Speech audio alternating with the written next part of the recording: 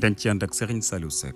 dal leen ak jàmm. njiitu réew mi di président Bassirou Diomaye Diakhar Faye moo nga jëm ci réewum Gambie nekk ñaareelu réew bi muy amal tukki nemmeeku gannaaw gànnaar gi mu xëyoon keroog alxames. Sud du Quotidien président Diomaye Faye ca Banjul bokk na ci la muy waxtaane ak Adama Barrow wàllu kaaraange jàmmi Casamance naka la ñuy def ba dakkal garab yan fay dagg ak drogue ban fay jëfandikoo. yéenekaay bi yokku ca ne ak lu gën a rataxal jëflantek ñaari réew yi di Sénégal ak Gambie itam dinañ ko fa waxtaane. journal L'As ne dëgg la président Bassirou Diomaye Faye sécurité nationale bi bokk na ci la ko yóbbu Gambie waaye it waxtaane conflit bu Casamance. L'Observateur ne njiitu réew mi na moytu itam ndëgg sërëx yu Gambie ndax journal Futurs Médias bi nee na ku nekk xam na ni réewum Adama Barrow ciment bokk na ci leen fiy jéggaane waaye it seen taxi douane bopp lañ yore. Direct News ne président Bassirou Diomaye Faye tey ca Gambie yanu na maana ndax ñaari réew yi bu weesoo seenug jëflante daanaka dañoo niroole lu bari ci doxalin ba ci wàllu caada activité économique. journal bi yokku ca ne li réewum Gambie war a dalal organisation de la conférence islamique itam war naa gën a tax Bassirou Diomaye Faye ak Adama Barrow joxonte loxo. président Diomaye Faye mu joxonte loxo ko Mohamed Ghazouani nataal bi moo nekk ci xët u njëkk Le Quotidien. journal bi ne gannaaw bi nu randalee app bi nu waroon a exploiter gaz bi GTA Sallo Gànnaar ak Dakar jëm ci déggoo gu am solo boole ci audité itam njëgul production ba susaane contrat pétrolier minier ak gazier yépp nekk ci tànk ñu négocier waat ko. Seydina Ndiaye nekk ab expert financier ci Tribune ne pétrole beeg gaz bi moom amul dara lu mën a dugal ci réew mi ci at mi ñu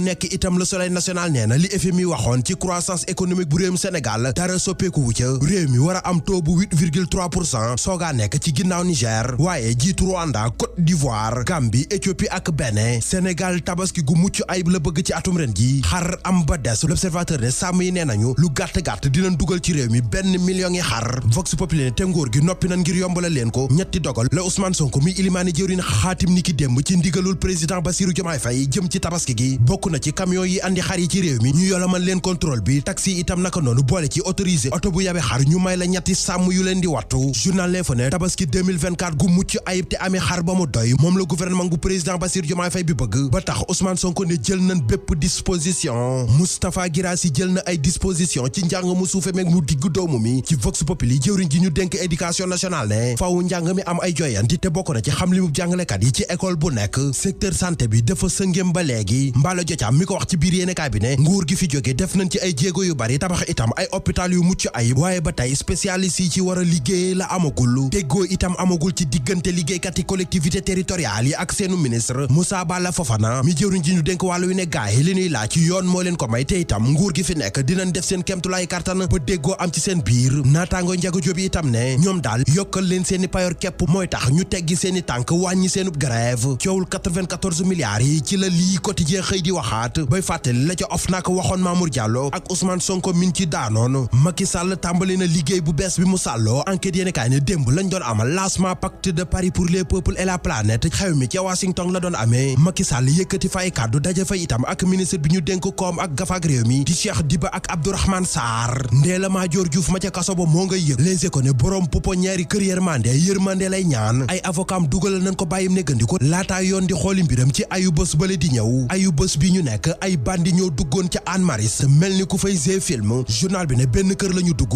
maskaw yore seeni fital yóbbu fa 1 million ci xaalisu CFA di lu doy waar. li doy waar ba ëpp tool kay moo ngi ci L'Observateur. journal Rue 15 angle corniche bi ne ay yelwaankat guinéen ñoo doon tontine bëccëg 2 junni jaaykatu café ba ñu dénk xaalis ba moo